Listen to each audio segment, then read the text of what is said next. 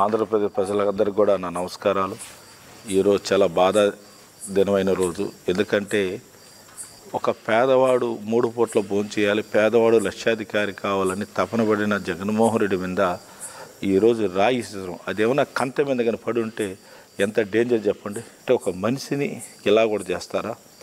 దేవుళ్ళ లాంటి మనిషి జగన్మోహన్ రెడ్డి గారిని, పేదవాళ్ళ కోసం బతికే మనిషిని పెత్తందారులు ఇలా కూడా ఉంటారు, పెత్తందారులు. కానీ వాడు ఎంత స్పెషలిస్ట్ చంద్రబాబు నాయుడు టీము ఈరోజు ట్రైనింగ్ ఇచ్చి జగన్మోహన్ రెడ్డిని అంత వెహికల్ అంత దూరం వస్తాడు ఎలా నెక్స్ట్ డేట్లు ఈరోజు ట్రైనింగ్ తీసుకొని ఎంత దూరం ఉన్నా కూడా అటాక్ చేస్తారు. జగన్మోహన్ రెడ్డి మీద అంత లాంగ్లో కరెక్ట్గా కొట్టడం అనేది ఇది ట్రైనింగ్ తీసుకున్నది కుట్ర. ఇది నేను చెప్తున్నాను, ఒక్కరోజు ప్లానింగ్ కాదు, ఆయన బస్ యాత్ర రోజు నుంచి ప్లానింగ్ స్టార్ట్ అయింది. నిజంగా చెప్తా ఉన్నాను, పైన అమ్మవారు ఉన్నారు. మీరు చేసిన అటువంటి తప్పులు మీ కుటుంబాలు తగులుతాయి. చంద్రబాబు నాయుడు గారు గుర్తుపెట్టుకో, ఇంకా నువ్వు మారవు.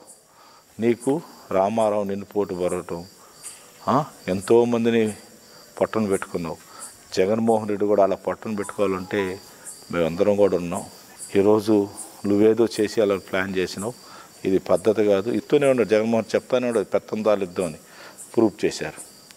కన్ను పోయింటే ఏంటండి, ఇక్కడ తగిలింది కాదు సరిపోయింది. ఒక్కరు కంటి లోపల పోయింటే కన్ను ఏం కావాలి అంటే ఏం చేయాలనుకున్నారు? మనిషిని సంపాలని చూశారు, అది ఇక్కడ పడింది. చాలా తప్పు ఇది. ఇటువంటి చర్యలు మేము సీరియస్ తీసుకుంటున్నాం. మర్యాద ఉండదు మీ అందరికి కూడా.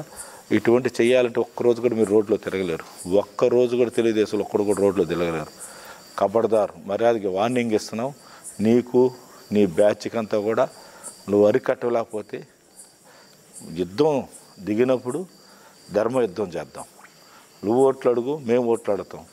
ఎవరికి ప్రజల సైడ్ ఉంటారో వాళ్ళే గెలిపిస్తారు. ఇదేంది ఇది ముష్టి యుద్ధమా? ఇదేంది ఇది? మనుషులు చంపేసి గెలవాలంటారా? ఈరోజు పథకాలు తీసుకున్న వాళ్ళంతా జగన్మోహన్ రెడ్డి రూపంలో ఉండే మనుషులే. అంత ఈజీ కాదు. జగన్మోహన్ రెడ్డి గారికి ప్రజలందరూ ఆశీర్వాదం ఉన్న రోజులు ఆ భగవంతుడు ప్రజలే కాపాడతారని తెలియజేస్తున్నాను.